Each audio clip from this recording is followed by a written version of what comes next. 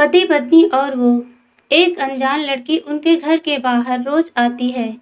कौन है वो? यह जानने के लिए कहानी को अंत तक जरूर सुने। मेरा नाम रोमा है। मैंने और रवि ने 1 साल की डेटिंग के बाद शादी की है। शादी में हमारे कुछ खास दोस्त और पेरेंट्स ही आए थे। रवि ऐसा ही चाहते थे। वो चाहते थे कि शादी शॉर्ट और सिंपल ही रहे। हम लोग यहाँ बड़े शहर में काम करते हैं। रवि के माता पिता गांव में ही रहते हैं। रवि ज़्यादा गांव जाते नहीं।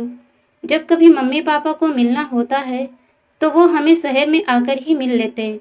हमने एक छोटा सा घर भी यहाँ अभी ले लिया है।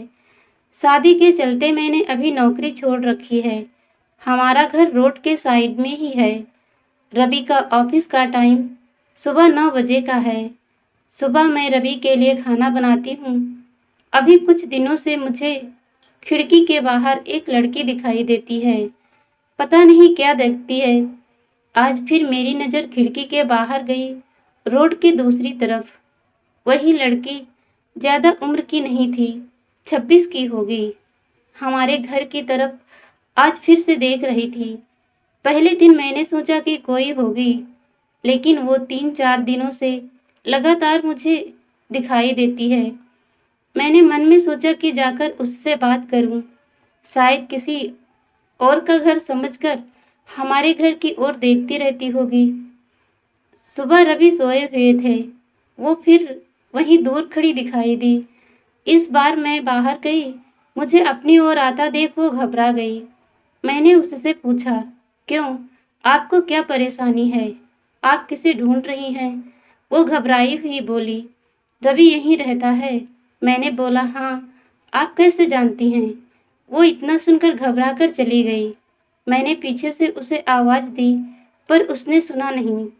मैं अपने घर में वापस आ गई। मेरे आने पर रवि उठ गए थे। पूछा, कहाँ गई थी तुम? मैंने बोला, पता नहीं, एक लड़की है। वो हमारे घर की तरफ देखती रहती है। मैंने जब जाकर उससे पूछा तो वो तुम्हारा नाम भी जानती है। तुम किसी गोरी सी सुंदर लड़की को जानते हो। रवि यह सुनकर भड़क गए। बोले, पागल हो क्या? कोई कुछ भी बोलेगा और तुम मान लोगी क्या? लेकिन यह सुनने के बाद रवि के चेहरे का रंग जरूर उड़ गया था। मेरे भी दिमाग में कुछ चलने लगा। रवि जब शाम को आए तब मैंने इस विषय में कोई बात नहीं की। अगले दिन मैं सुबह उठी तो रवि पहले से ही उठ गए थे। मैं किचन में गई तो किचन की खिड़की बंद थी और बड़ी मुश्किल से खोलने पर खुलती थी। मैं कोशिश कर रही थी, लेकिन ऊपर वाली कुंडी मुझसे नहीं खुली। मैं हमेशा नीचे की कुंडी से खिड़की बंद करती थी, लेकिन आज खिड़की की ऊपर वाली कुंडी भी लगी हुई थी। मैंने कैसे भी कुंडी खोली और खिड़की खोली तो मैं ये देखकर हैरान रह गई। रवि उस लड़की से वहां जाकर बात कर रहे थे। वो उस लड़की पर चिल्ला रहे थे और गुस्सा हो रहे थे। लड़की रो रही थी और रवि ने उसे उंगली दिखाकर जाने को कहा।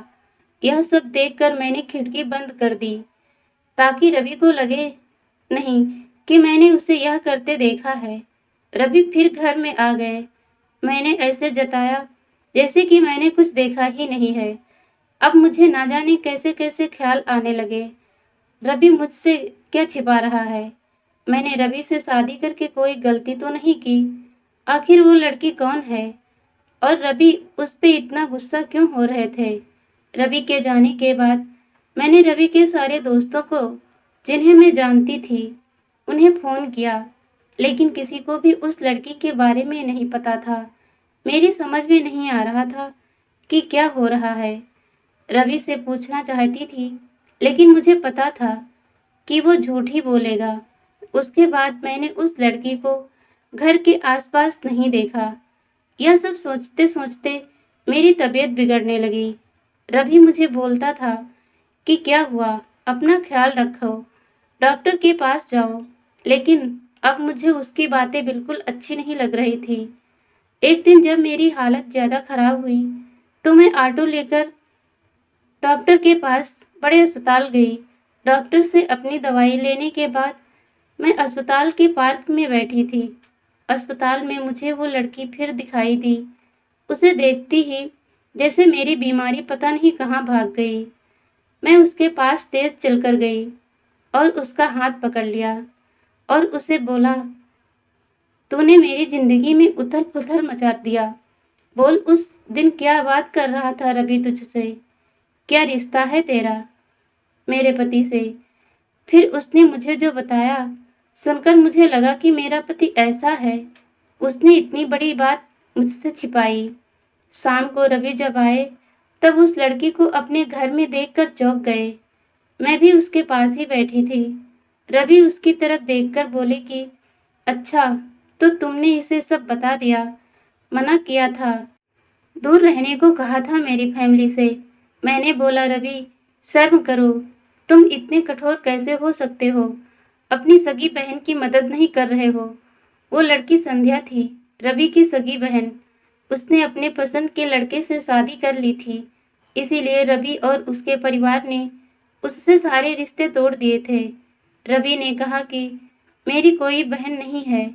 मैंने कहा, इसका पति अस्पताल में है, इसे रुपयों की जरूरत है। बहन नहीं तो इंसानियत के नाते ही तुम्हें इसकी मदद करनी थी। और अपनी पसंद की लड़की से शादी तो तुमने भी की है। फिर जो नियम इसके लिए हैं, तुम्हारे लिए क्यों नहीं है?